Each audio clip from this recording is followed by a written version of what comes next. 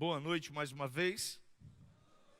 Nós estamos no encontro da noite falando da pessoa mais importante da história do cristianismo, Jesus Cristo. E falar de Jesus é algo muito especial. Se estamos aqui, foi obra dele em resgatar, em abençoar, em trazer vida e vida com abundância para você. E a gente já postou aí no nosso aplicativo, o pessoal da mídia já postou, então você já tem aí o esboço para durante a semana você trabalhar com toda a intensidade, né, com oração, com meditação, tendo um tempo seu especial, tanto no encontro da manhã quanto no encontro da noite, já está aí o material disponível para você.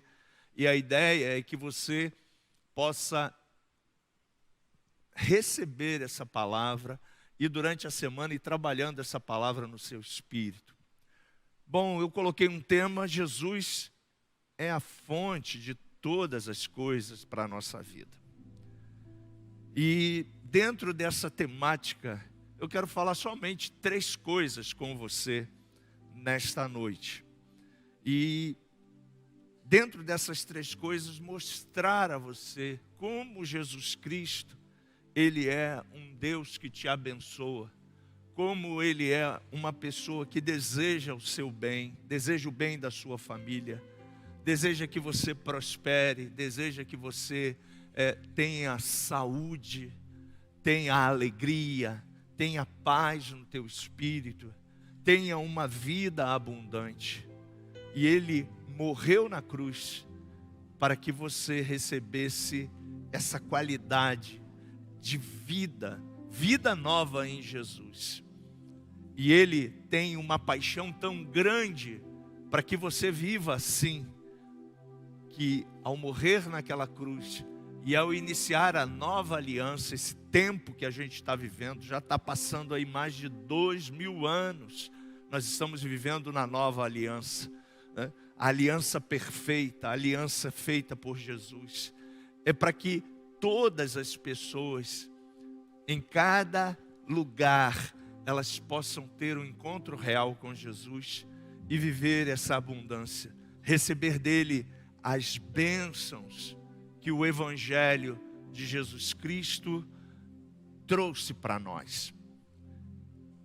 Jeremias, no capítulo 17, no versículo 7 a 8, a gente olhando para o Antigo Testamento com o filtro da graça, como nós falamos pela manhã, e fazendo a interpretação cristocêntrica de tudo quanto está escrito para você e para mim como igreja neotestamentária na nova aliança, a gente vê o profeta dizendo algo que rompe todas as coisas, dizendo: olha, bendito é o homem que confia no Senhor e cuja esperança é o Senhor. O profeta Jeremias está dizendo não somente para Israel, mas também para todos aqueles que olharem para Jesus, vão encontrar em Jesus esperança, vão encontrar em Jesus a fonte de vida, vão encontrar em Jesus a boa semente para eles receberem sobre a sua vida. E a primeira coisa que eu quero falar com você, eu disse que são 3, é que Jesus fez com você e comigo uma nova aliança. Eu vou estar sempre repetindo isso para você, porque isso é muito importante. A gente não vive mais do passado, de alianças que já não têm mais nenhum valor. O pastor Renato celebrou aqui com você a morte e a ressurreição de Jesus. Jesus é as primícias dos que dormem, ou seja, 1 Coríntios capítulo 15 diz que Ele ressuscitou e está vivo, sentado à destra de Deus, intercedendo por nós, pela igreja, pela sua noiva. E Ele fez essa aliança com você. E no livro de Efésios, não precisa você abrir a Bíblia, né? Porque está aí no nosso esboço. No livro de Hebreus, ele diz para a gente, né, algo interessante.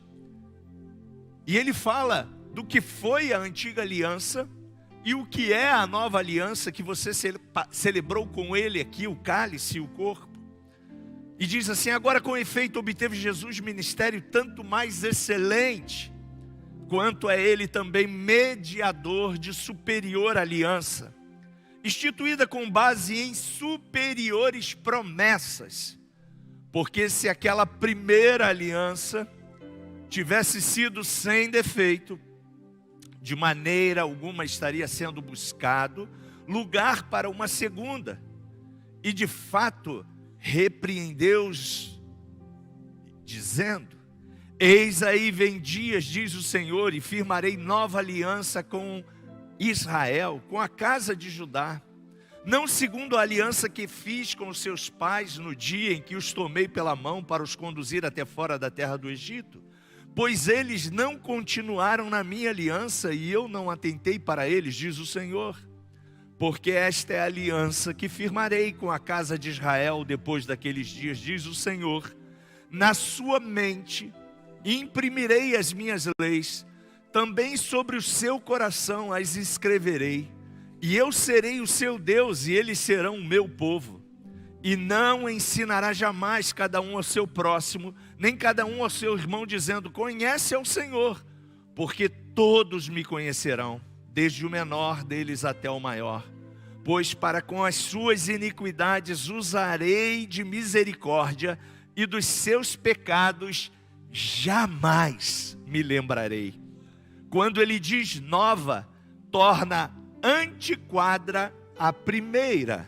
Ora, aquilo que se torna antiquado e envelhecido está prestes a desaparecer.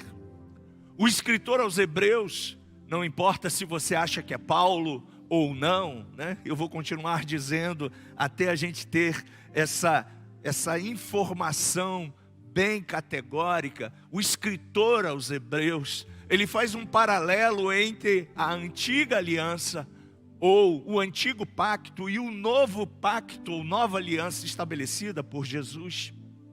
E ele nos mostra que a primeira, ela apontava para essa aliança perfeita que você e eu estamos vivendo. A primeira, ela tinha defeitos, porque era feita com animais, com sangue de touro, com sangue de bode, com sangue de animais. Era aspergido todo esse sangue numa plataforma chamada altar, né, o tabernáculo. E ali as pessoas levavam os seus animais para ofertar e derramar o sangue daqueles animais para purificação das suas iniquidades.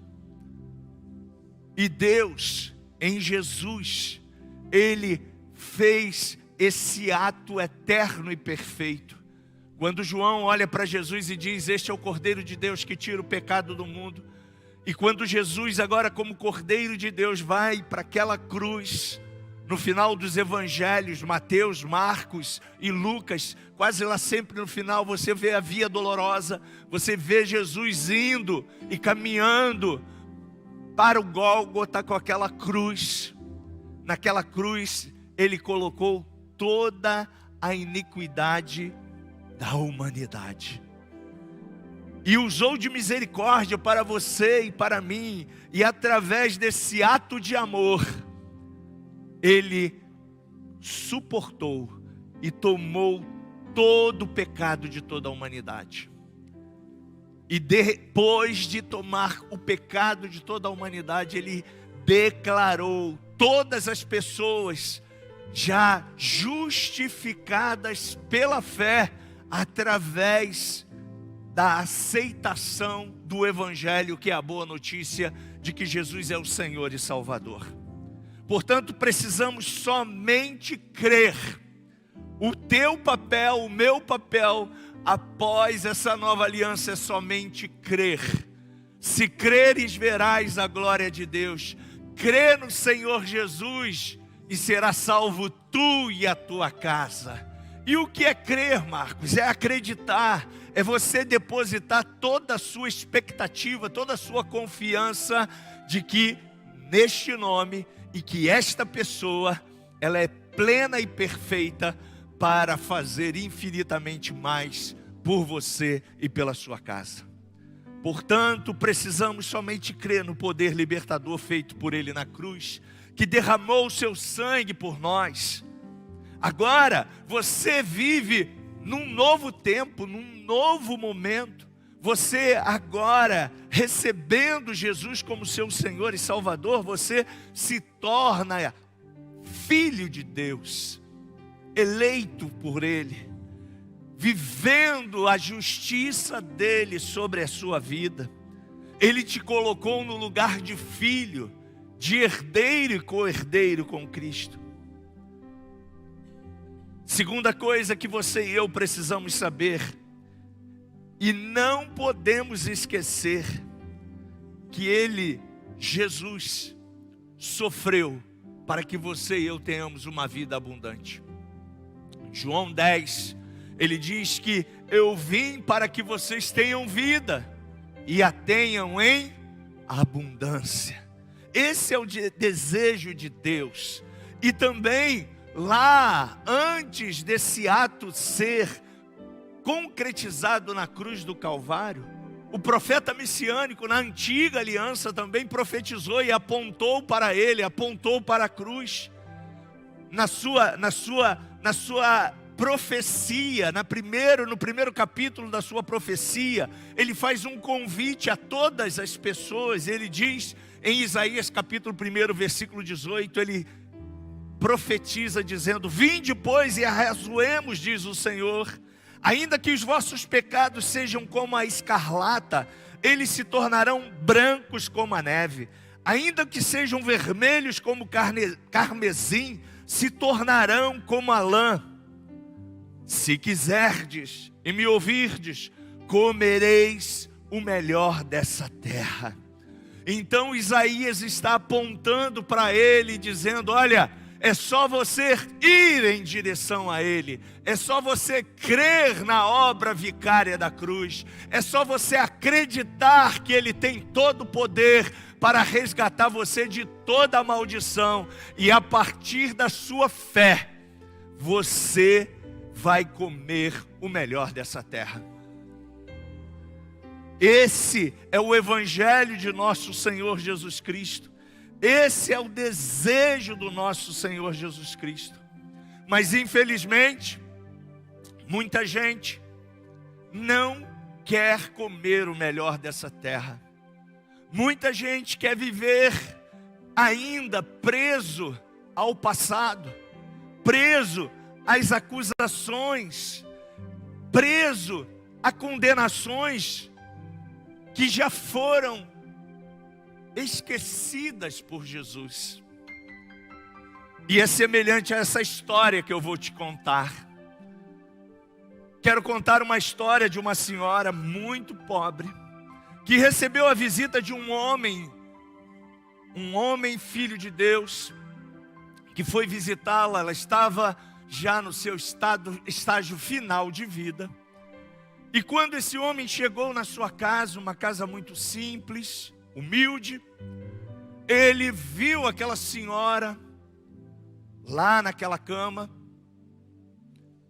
e de repente sua atenção foi para um quadro, e ele olhou aquele quadro, e foi em direção daquele quadro, e ao olhar aquele quadro, estava emoldurado. Embora sendo uma pessoa simples, ela tinha recebido aquele papel do seu ex-patrão, um homem que ela amava demais, que ela deu o seu sacrifício, o seu esforço para ser uma pessoa que servia naquela casa. E esse homem, ao olhar para aquele quadro, ele observou e viu que aquele quadro era um testamento. E naquele testamento, o seu patrão, homem muito rico, muito próspero, havia deixado toda a sua fortuna para aquela senhora. Imagine você 50 anos viveu essa senhora, uma vida simples, uma vida sem luxo, sem abundância, tendo toda a riqueza na sua parede. E quando aquele homem viu aquele quadro, falou: olha, a senhora sabe o que está escrito ali? Ela disse: eu não sei ler. Mas por que a senhora botou na moldura, botou esse quadro aí? Não, porque foi meu patrão que me deu. Ele disse que quando ele fosse morrer, eu deveria ficar com esse papel, porque esse papel era muito importante. E como era do meu patrão, uma coisa muito importante, eu emoldurei e mandei colocar na parede da minha sala. E aí o homem pegou aquele papel e falou para aquela senhora: a senhora é a mulher mais rica dessa cidade. A senhora é a pessoa que tem uma fortuna incalculável. Marcos, o que você quer falar comigo através dessa história? Eu quero dizer para você que muitos crentes vivem semelhantemente a essa senhora. Tem todo o poder, toda a autoridade, todos os bens, toda a unção. Jesus disse que Ele transferiu e delegou a nós, a sua igreja, toda a autoridade e poder. E Ele disse: eu vou para o meu Pai, mas vocês ficarão e vocês terão e farão coisas menores do que eu fiz, maiores do que eu fiz.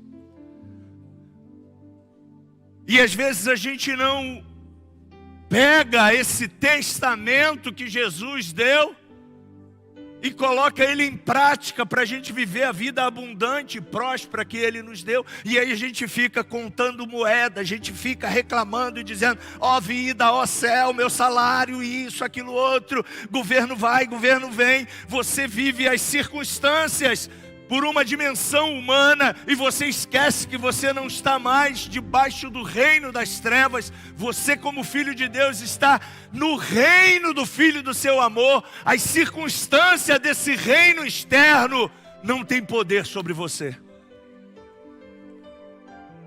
Como essa mulher, muitos crentes ainda hoje na igreja estão com o testamento de Jesus Cristo, mas está emoldurado na sua vida.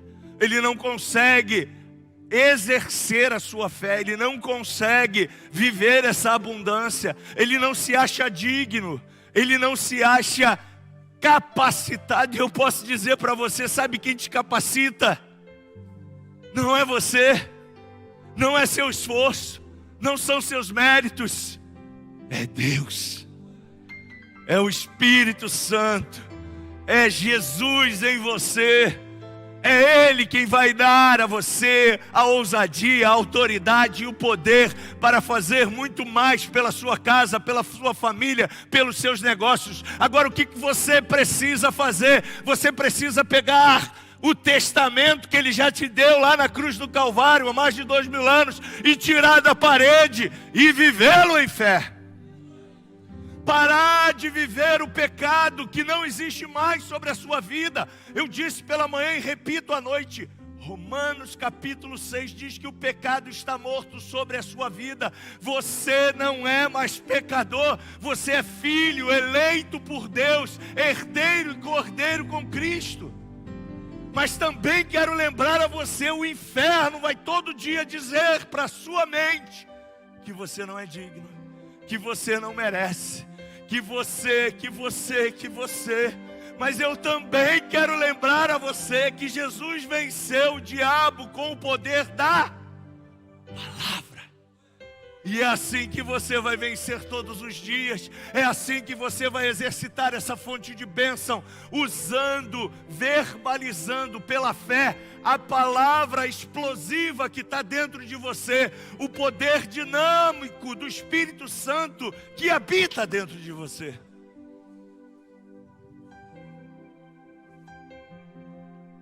Você está entendendo? Diga amém.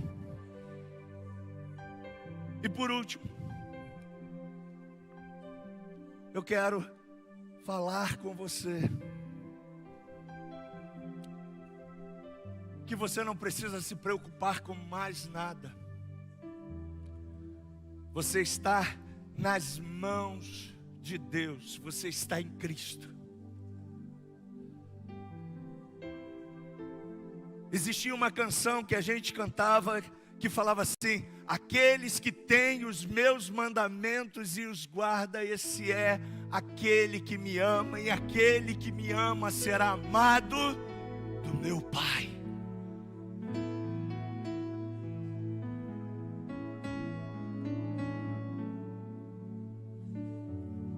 Você está em Cristo, e se você está em Cristo, você é nova criação. Coríntios, capítulo 5, versículo 17, se não me falha a memória, a segunda carta diz que aquele que está em Cristo, nova criatura é.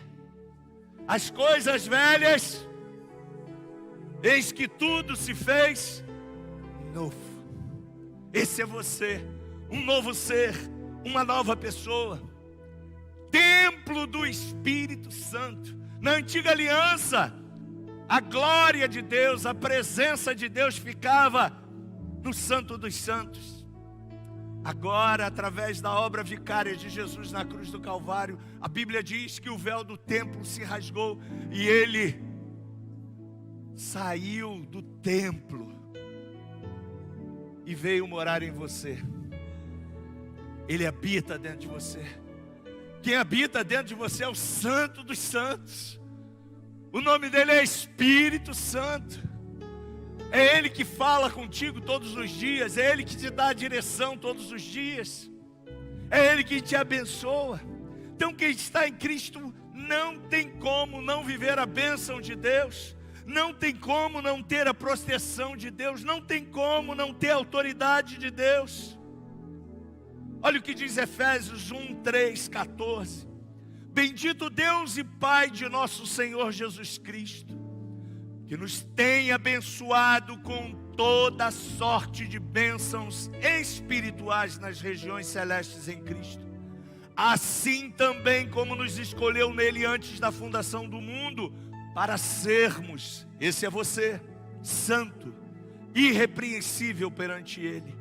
E em amor te predestinou para Ele, para que, adotados como filho, por meio de Jesus Cristo, segundo o seu benfeitor Senhor Jesus, e pela sua vontade, para louvor da sua glória e da sua graça, que Ele concedeu gratuitamente a você, pelo sangue dEle. Por isso que você tomou o cálice, para você recordar que o sangue de Jesus está sobre você, justificado, purificado, santificado. E quando o Pai olha para você, vê sobre você o DNA de Jesus. E esse sangue foi derramado sobre a sua vida, nunca mais sairá. A única pessoa que pode extirpar esse sangue da sua vida é você, se você rejeitar Jesus. Mas o desejo dele é viver continuamente contigo. Finalizo lembrando a você que diante dessas três coisas que você vai estudar com mais detalhes durante a semana, você sempre terá que decidir. Decidir o que, Marcos? Se você quer o plano de Jesus, um plano abundante, uma obra perfeita, uma obra que não tem defeito, ou se você quer viver pelos seus esforços e pelos seus méritos, olhando para o passado, remoendo o passado, achando que você não tem direitos. Eu convido você a mudar de mente, a mudar de mentalidade e a sair desse encontro vivendo a vida que Jesus tem para você. Uma vida abundante, uma vida plena, uma vida perfeita, uma vida para você viver feliz enquanto estiveres reinando aqui em vida. Esse é o desejo de Deus para a igreja.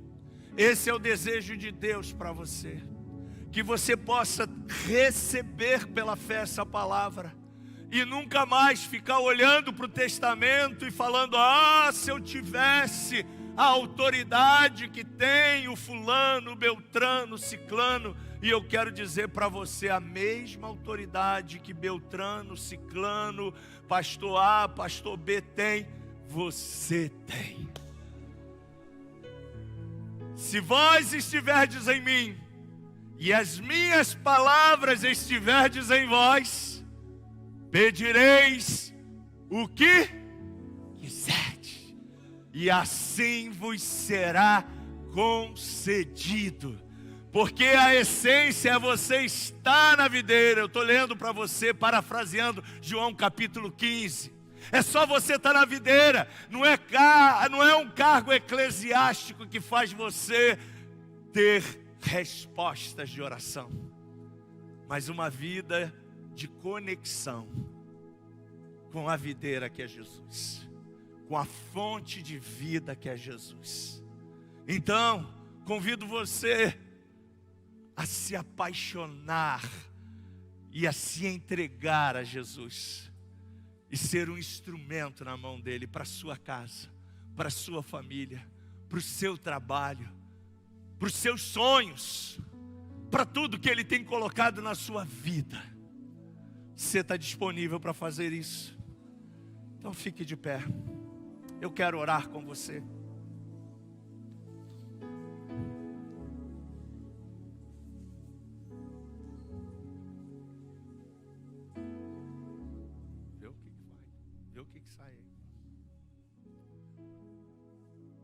Talvez você precise fazer uma oração comigo, uma oração de reconexão. Você não se sentia pertencente a esse plano perfeito de Jesus, esse plano maior, esse plano melhor. E eu quero dizer para você que você é convidado a fazer essa oração.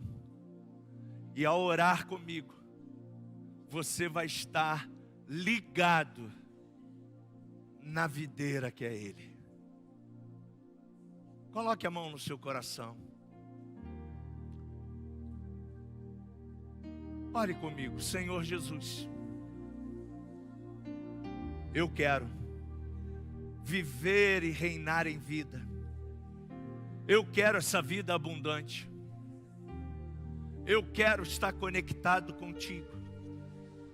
Eu quero usar da autoridade do teu nome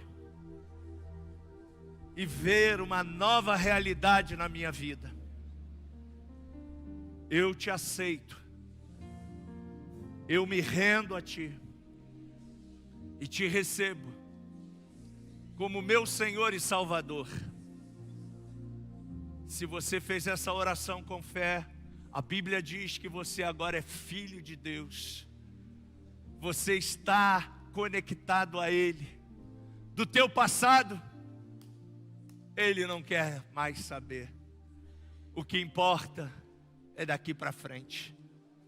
Prossiga, caminhando, perseverando, olhando para Ele. E quando qualquer situação porventura vier, não esmoreça. Não aceite nenhuma mentira vinda ao teu ouvido. Você vai declarar: eu sou o que a Bíblia diz que eu sou. Eu tenho o que a Bíblia diz que eu tenho. Eu posso o que a Bíblia diz que eu posso. E exercite pela fé, no nome de Jesus, na autoridade de Jesus, e você verá os milagres acontecendo diariamente, a cada dia, na sua vida.